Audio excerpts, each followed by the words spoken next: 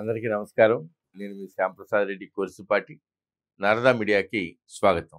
Yemen నుంచి భారత్‌లోకి అక్రమంగా చొరబడినటువంటి ఒక కుటుంబాన్ని పాకిస్తాన్‌కో లేక గల్ఫ్ దేశాలకు వెళ్ళిపోవాలని ముంబై హైకోర్టు సలహా ఇచ్చింది.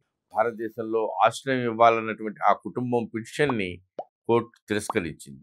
భారతదేశపు ఉదార స్వభావాన్ని అవకాశంగా తీసుకోవద్దని వాళ్ళని హెచ్చరించింది. ఖలీద్ గుమాయి మొహమ్మద్ హసన్ అనేటువంటి యెమెన్ భారతీయుడు, అతని భార్య, కుమార్తెతో దశాబ్ద కాలం క్రితం భారతదేశానికి వచ్చాడు. అతని వీసా గడువు పూర్తయిపోయిన తర్వాత కూడా ఇక్కడే ఉండిపోయాడు. కొన్నేళ్లుగా అతను భారత్‌లోనే స్థిరపడిపోయాడు. పుణె పోలీసులు ఖలీద్ గుమాయి మొహమ్మద్ హసన్‌కి దేశం విడిచిపెట్టి వెళ్ళిపోవాలని నోటీసులు జారీ చేశారు. ఆ ఉత్తర్వులపైన అతను బొంబాయి హైకోర్టులో కేసు వేశాడు. చూడండి, వచ్చిందేమో దొంగతనంగా, మళ్ళీ మన మీదనే కోర్టులో కేసు వేశాడు.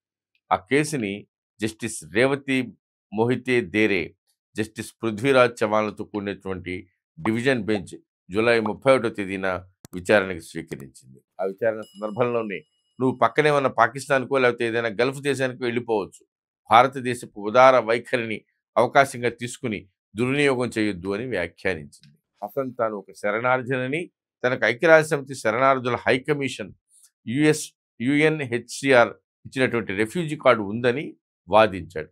తనని దేశం నుంచి పంపించేయడం భారత రాజ్యాంగాన్ని, ఐక్యరాజ్యసమితి నిబంధనల్ని ఉల్లంఘించడమేనని అంటూ వాదించాడు. పైగా తను ఆస్ట్రేలియా వెళ్లాలనుకుంటున్నందున ఆ మేరకు తనకు వెసులుబాటు కల్పించాలని కోరాడు. అయితే కోర్టు పిటిషనర్ వాదనతో ఏకీభవించలేదు. భారతదేశం తమ పట్ల ఉదారంగా వ్యవహరిస్తుంటే దాన్ని అవకాశంగా తీసుకోవద్దని హెచ్చరించింది. పొరుగునే ఉన్నటువంటి పాకిస్తాన్లోనో లేక ఏదైనా గల్ఫ్ దేశంలోనో ఆశ్రయం తీసుకునేటువంటి అవకాశం ఉందని అతనికి గుర్తు చేసింది. ఖలీద్ హసన్ తన పిటిషన్లో తాను 10 ఏళ్ల నుంచి భారత్లోనే ఉంటున్నానని చెప్పాడు. ప్రపంచంలోనే అత్యంత భయంకరమైనటువంటి విపత్కర పరిణామాలని యెమెన్ ఎదుర్కొంటోంది. ఆ సంక్షోభం కారణంగా తాను స్వదేశాన్ని విడిచిపెట్టాల్సి వచ్చిందని చెప్పాడు. అక్కడ కొన్నేళ్లుగా నిరంతరాయంగా జరుగుతున్నటువంటి అంతర్యుద్ధం కారణంగా 45 లక్షల మంది ప్రజలు ఆ దేశాన్ని వదిలిపెట్టిపోయారని వివరించాడు. నన్ను, నా కుటుంబాన్ని బలవంతంగా యెమెన్ పంపించేస్తే నా కుటుంబంలోని అందరి ప్రాణాలకు ముప్పు వాటిల్లే ప్రమాదం ఉంది. ఈ దేశం నుంచి నన్ను బహిష్కరించడం అంతర్జాతీయ చట్టాలకు విరుద్ధం, భారత రాజ్యాంగాన్ని ఉల్లంఘించడమే, అన్నిటికీ మించి కనీస మానవ హక్కుల్ని అతిక్రమించడమే అని వాదించాడు. చూసారా, వచ్చింది దొంగ వీసా మీద, టూరిస్ట్ వీసా మీద వచ్చాడు ఈ దేశంలో. వచ్చి ఇక్కడ 10 ఏళ్లుగా దొంగతనంగా నివాసం ఉంటున్నాడు.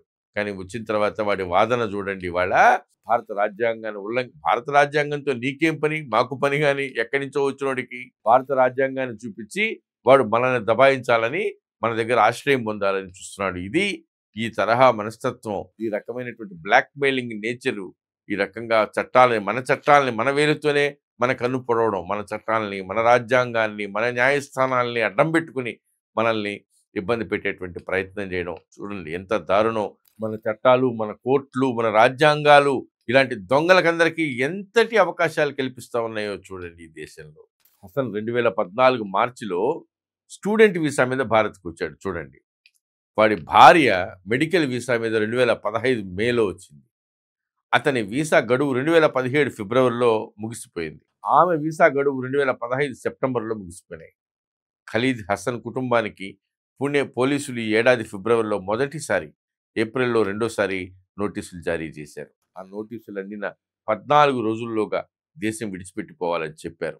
అయితే తమకు ఆస్ట్రేలియా వీసా వచ్చే వరకు భారత్లోనే ఉండనివ్వాలంటూ పిటిషనర్లు న్యాయస్థానాన్ని ఆశ్రయించారు. వారి వాదనను కోర్టు ఒప్పుకోలే. పిటిషనర్ భారత్ కాకుండా మరో 129 దేశాలకు వెళ్ళొచ్చని పుణె పోలీసు వాదనతో కోర్టు ఏకీభవించింది. దానికి ఒప్పుకోనటువంటి పిటిషనర్లు పోలీసు చర్యల నుంచి రక్షణ కల్పించమని న్యాయస్థానాన్ని డిమాండ్ చేశారు. 15 రోజులకు మించి రక్షణ కల్పించలేమని కోర్టు కరాఖండిగా తేల్చి చెప్పేసింది. ఆలోగా ఆస్ట్రేలియా వీసా తతంగాన్ని పూర్తి చేసుకోవాలని సూచించింది. యెమెన్ దంపతులకు పుట్టినటువంటి కూతురి పరిస్థితి ఏమిటని న్యాయస్థానం పోలీసుల తరపు అడ్వకేట్ని ప్రశ్నించింది. భారత భూభాగంలో పుట్టినప్పటికీ ఆ సంతానం తల్లిదండ్రుల్లో ఎవరో ఒకరు భారతీయులైతేనే ఆ బిడ్డకి భారత పౌరసత్వం వస్తుందని అడ్వకేట్ వివరించారు. ఈ కేసులో తల్లిదండ్రులు ఇద్దరు యెమెన్ భారతీయులు కాదు కాబట్టి వాళ్ళ బిడ్డకి భారత పౌరసత్వం రాదని చెప్పారు. ఆ విషయం పైన మరింత సమాచారం సమర్పించాలని న్యాయవాదిని కోర్టు కోరింది. ఈ వ్యవహారం పైన విచారణని నెక్స్ట్ వీక్కి కోర్టు వాయిదా వేసింది. మరి భవిష్యత్తులో మరి ఇంకేం నిర్ణయాన్ని వెలువరిస్తుందో చూద్దాం. భారత్ మాతాకి జై.